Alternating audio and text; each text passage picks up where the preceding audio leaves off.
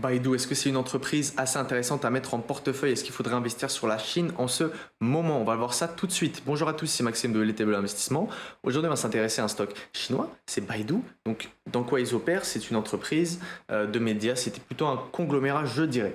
Disclaimer avant de commencer cette vidéo, je ne suis pas conseiller financier, cette vidéo n'a pas pour but de vous placer un quelconque produit ou placement financier, elle a simplement un but analytique, je vous présente quantitativement et qualitativement une entreprise. Donc là, on nous dit que Baidu a reporté un bénéfice de 15% year over year sur le second quarter et une augmentation de son segment advertising, donc potentiellement un concurrent à Google, parce que je vous le dis, Baidu est donc le premier moteur de recherche chinois. Voilà. Donc on nous dit il y a eu une accélération avec les Oil-in Marketing Business, Operating Leverage, ce qui nous dit le CEO et fondeur de Baidu.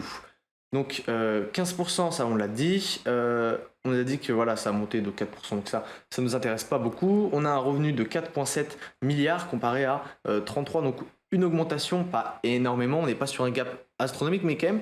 Donc les analystes s'attendaient à une croissance quand même de 10%, voire 12%, et on est passé de 12 à 15%, donc c'est assez intéressant. Voilà, on nous dit que son business marketing a augmenté de 15%, voilà, comparé à 12% pour le non-online. Donc c'est quand même pas mal parce qu'on voit que l'entreprise est verticalement intégrée, c'est-à-dire que ce qu'elle va perdre d'un côté, elle va le gagner de l'autre. C'est assez intéressant pour ce genre d'entreprise. On nous dit qu'elle a utilisé l'AI pour booster. Bon, alors là, c'est les CEO, ils disent à peu près tout ça. Donc, est-ce qu'on peut vraiment se fier à ça? Je vous conseille de lire les rapports financiers et au lieu de juste écouter les PDG qui vous disent oui, on a utilisé l'IA, maintenant on est super performant, on va pouvoir économiser temps. Regardez exactement qu'est-ce que ça veut dire. Regardez si est-ce que en dépenses d'exploitation on a baissé. C'est assez intéressant à regarder. Et on nous dit voilà, Generative AI, Large Model Hold, immense transformative power dans notre industrie.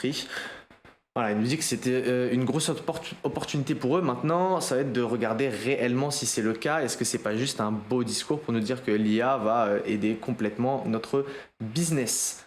Voilà, donc on nous dit qu'ils essayent de faire un chat GPT alternative en langue chinoise qui s'appelle ErnieBot, qui est open au public et pareil, voilà, open AI, un peu plus populaire, n'est pas accessible dans le pays. Voilà, donc la Chine s'était déjà prémunie avant et donc j'imagine Baidu est en accord avec la Chine pour qu'il n'y ait seulement eux qui soient présents là-bas. Donc force, je pense que étant donné que c'est un pays qui va sûrement avoir besoin de l'IA pour continuer à croître, peut-être que Baidu est une entreprise intéressante à aller creuser aujourd'hui. Voilà, donc on nous dit là on parle de régulation sur l'IA.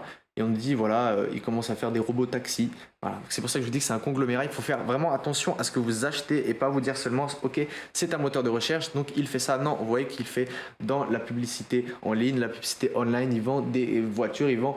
Voilà, donc il faut vraiment regarder vos rapports financiers. Maintenant, on va aller sur le Baidu. On va le prendre sur le Nasdaq pour avoir les chiffres américains. Donc on est sur 133 dollars. On a des marges nettes qui ont diminué étant donné qu'on est, comme je vous l'ai dit, sur un conglomérat et qu'à ce moment-là, on était sur des marges nettes assez élevées, mais c'était parce qu'on ne faisait pas le même business. Vous voyez qu'on était sur un 38 et aujourd'hui on est sur un 20. Donc elle a tendance à se stabiliser. Je pense que son prix ne prend pas en compte une certaine croissance qu'elle pourrait avoir. On va aller regarder maintenant ici dans la vue, dans les déclarations, dans le compte de résultats. Alors, qu'est-ce qu'on va voir? On va voir un chiffre d'affaires qui augmente. Ok, donc ça, c'est fait. On n'est pas sur une croissance assez ergonomique, on va dire.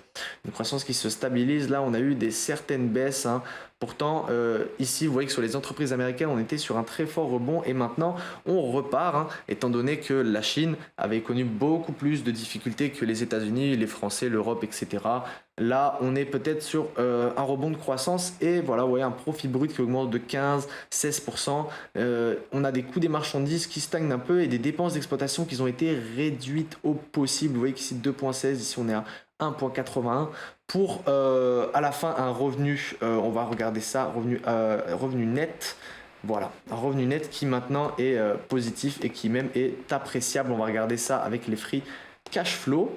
Voilà, on a bon ici bizarrement on les a pas. Alors je ne sais pas pourquoi. Vous irez regarder de vous-même. Et ensuite il faudrait surtout regarder la dette totale de l'entreprise. Voilà, on est sur une dette nette. Parce que ces genres d'entreprises-là, les entreprises chinoises, japonaises, elles ont tendance à garder énormément de liquidités. Vous voyez qu'elles ne veulent pas s'endetter et elles préfèrent garder leur liquidité. Alors sûrement qu'elle fait beaucoup d'achats d'investissement. Alors on va regarder ça, bizarrement on les a pas là en trimestriel, mais on voit pas trop ici, on voit pas mal d'achats de placements. Alors est-ce que elle a des infrastructures peut-être pour internet, etc. à regarder, parce que on nous dit que c'est logiciel, service internet. On est à peu près dans énormément de business, je vous l'ai dit. Et maintenant on va regarder là dans les revenus, qu'est-ce qu'on nous dit? Baidu Core, IQ, Search Service, Transaction Service. C'est seulement le cœur du business de ce qu'on peut voir. Ensuite, il va falloir aller regarder les rapports financiers. Est-ce que dedans, on nous dit exactement tous les business que font l'entreprise? Est-ce qu'on nous dit les placements, à quoi ils servent? Pourquoi 5 milliards de dépenses en placement? Renseignez-vous, lisez vos rapports financiers. Si vous avez apprécié cette vidéo, n'hésitez pas à mettre un like et à vous abonner. Et moi, je vous dis à bientôt.